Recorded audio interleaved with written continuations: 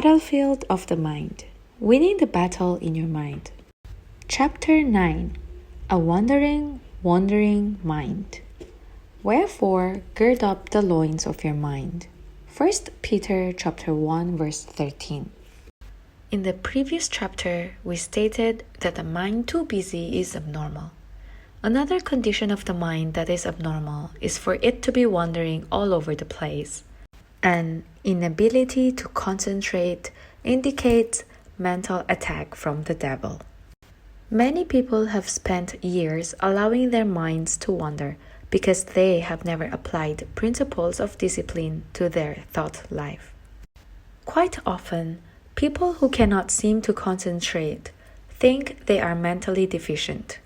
However, an inability to concentrate can be the result of years of letting the mind do whatever it wants to do, whenever it wants to do it.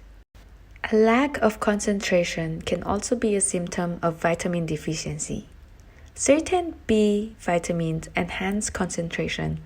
Therefore, if you have an inability to concentrate, ask yourself if you're eating right and are nutritionally sound. Extreme fatigue can also affect concentration. I have found that when I am excessively tired, Satan will try to attack my mind because he knows it is more difficult to resist him during these times. The devil wants you and me to think that we are mentally deficient, so we will not attempt to do anything to cause him problems.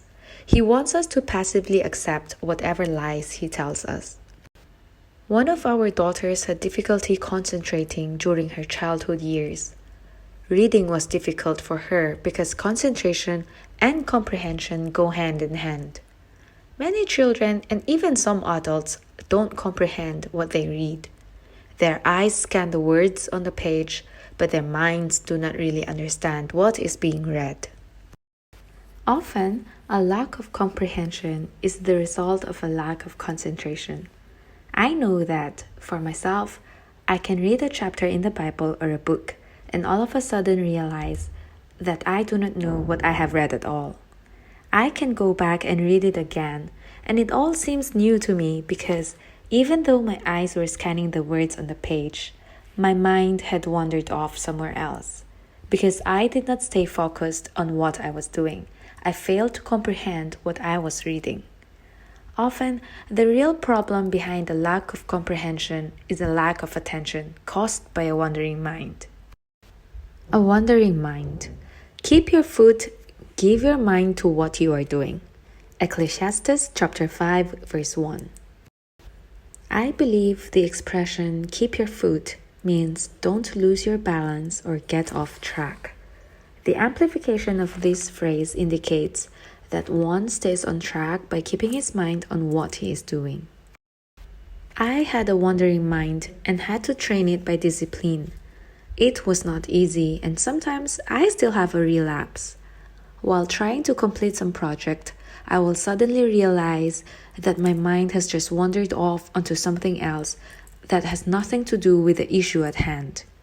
I have not yet arrived at a place of perfect concentration, but at least I understand how important it is not to allow my mind to go wherever it wishes, whenever it desires. Webster's dictionary defines the word wander as 1. To move about aimlessly, roam. 2. To go by an indirect route or at no set pace, amble. 3. To proceed in an irregular course or action. If you are like me, you can be sitting in a church service listening to the speaker, really enjoying and benefiting from what is being said, when suddenly your mind begins to wander. After a while, you wake up to find that you don't remember a thing that has been going on. Even though your body stayed in church, your mind has been at the shopping center, browsing through the stores, or home in the kitchen cooking dinner.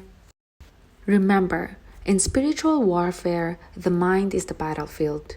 That is where the enemy makes his attack. He knows very well that even though a person attends church, if he can't keep his mind on what is being taught, he will gain absolutely nothing by being there. The devil knows that a person cannot discipline himself to complete a project if he cannot discipline his mind and keep it on what he is doing. This mind-wandering phenomenon also occurs during conversation. There are times when my husband Dave is talking to me and I listen for a while. Then all of a sudden I realize that I have not heard a thing he has been saying. Why? Because I allowed my mind to wander off on something else. My body was standing there appearing to listen, yet in my mind I heard nothing. For many years, when this sort of thing happened, I would pretend that I knew exactly what Dave was saying. Now I stop and say, "Can you back up and repeat that?" I let my mind wander off and I did not hear a thing he said. In this way, I feel that at least I am dealing with a problem.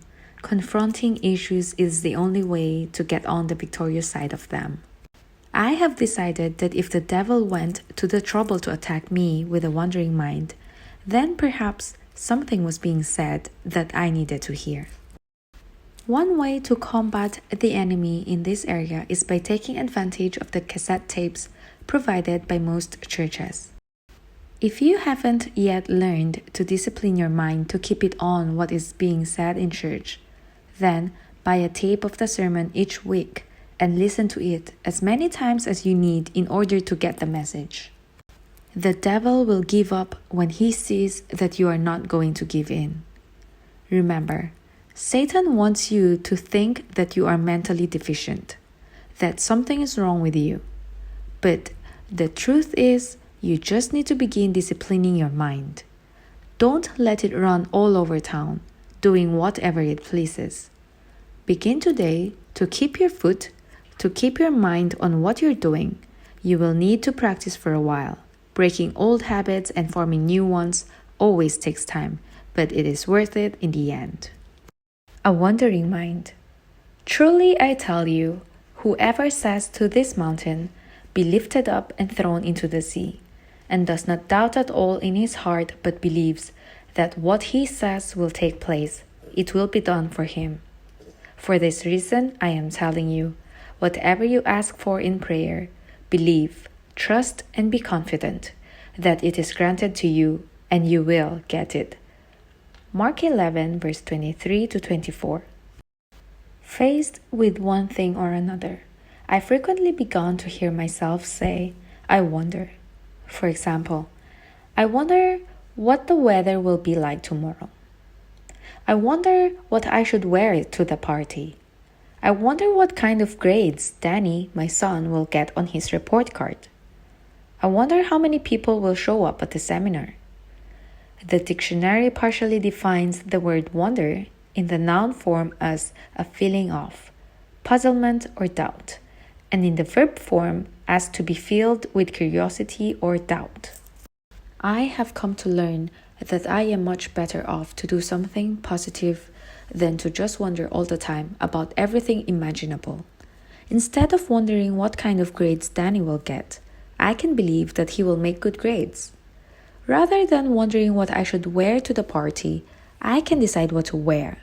Instead of wondering about the weather or about how many people will attend one of my meetings, I can just turn the matter over to the Lord, trusting Him to work out all things for good regardless of what happens. Wondering leaves a person in indecision, and indecision causes confusion. Wondering, indecision, and confusion prevent an individual from receiving from God, by faith, the answer to his prayer or need. Notice that in Mark 11, verse 23 and 24, Jesus did not say, "Whatever you ask for in prayer, wonder if you will get it." Instead, he said, "Whatever you ask for in prayer, believe that you will receive it, and you will." As Christians, as believers, we are to believe, not doubt.